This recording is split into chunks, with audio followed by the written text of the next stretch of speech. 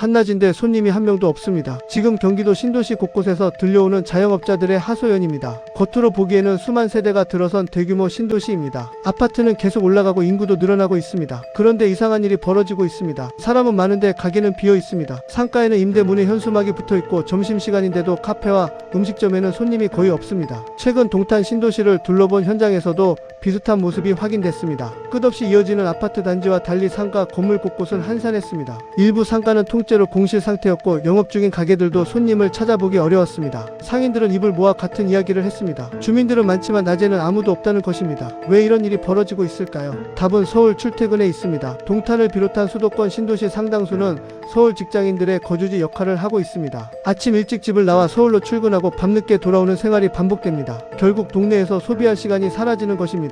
실제로 서울 사당역과 강남권 환승역은 매일 전쟁터 같은 모습입니다. 퇴근 시간만 되면 광역버스를 타기 위해 수백 명이 줄을 섭니다. 지하철 승강장은 발 디딜 틈이 없을 정도로 붐빕니다. 어떤 직장인은 퇴근에만 2시간 이상 걸린다고 말합니다. 오전 6시에 집을 나섭니다. 서울에서 하루 종일 일합니다. 퇴근 후 버스를 기다립니다. 집에 도착하면 밤 9시가 넘습니다. 그 시간에 동네 카페를 가고 식당을 가고 쇼핑을 할 여유가 있을까요? 많은 사람들의 대답은 없다는 것입니다. 결국 주민들은 잠만 자러 집에 돌아오게 됩니다. 그래서 등장한 말이 바로 배드타운입니다. 낮에는 사람이 없고 밤에만 불이 켜지는 도시. 동탄뿐 아니라 김포, 남양주, 파주, 화성, 평택 등 수도권 외곽 신도시 상당수가 비슷한 고민을 안고 있습니다. 실제로 통계도 이를 보여줍니다. 지난 10년 동안 서울 인구는 감소했습니다. 반면 경기도 인구는 크게 증가했습니다. 서울 집값 상승과 신도시 개발 영향으로 많은 사람들이 경기도로 이동했기 때문입니다. 하지만 문제는 일자리까지 함께 이동하지 않았다는 점입니다. 사람은 경기도에 살지만 직장은 서울에 있습니다. 결국 소비도 서울에서 이뤄집니다. 점심은 서울에서 먹고 커피도 서울에서 마시고 퇴근 후 운동도 서울에서 하고 쇼핑도 서울에서 해결합니다. 지역 상권 입장에서는 사람이 있어도 없는 것과 마찬가지인 상황이 벌어지는 것입니다.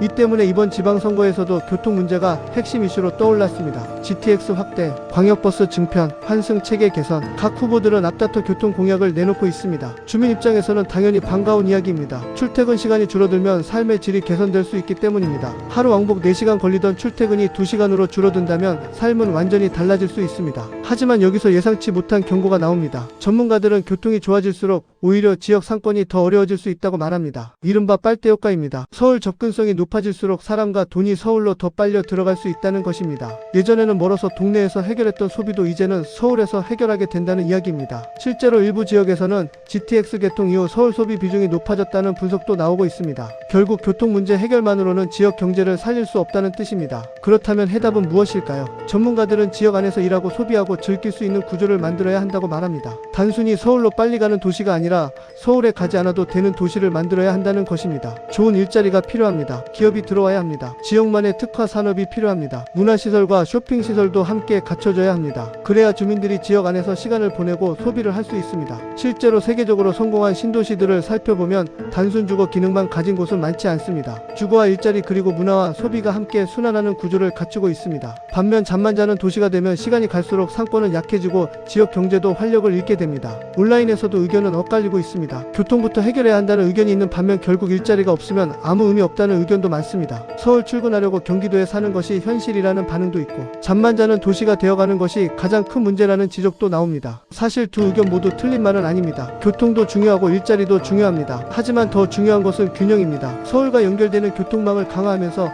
동시에 지역 안에서 경제가 돌아가는 구조를 만들어야 합니다. 그렇지 않으면 앞으로도 아파트는 계속 늘어나는데 상가는 계속 비어있는 기묘한 풍경이 반복될 수 있습니다. 사람은 많은데 손님은 없는 도시, 불빛은 많지만 소비는 없는 도시. 지금 동탄에서 벌어지고 있는 이 모습은 어쩌면 앞으로 수도권 신도시들이 마주하게 될 미래일지도 모릅니다. 과연 GTX와 교통공약이 경기도민들의 삶을 바꾸는 해답이 될지 아니면 배드타운 현상을 더 심화시키는 결과로 이어질지 관심이 집중되고 있습니다. 지금처럼 빠르게 변하는 사회와 경제 이슈를 계속 보고 싶다면 구독과 좋아요 부탁드립니다.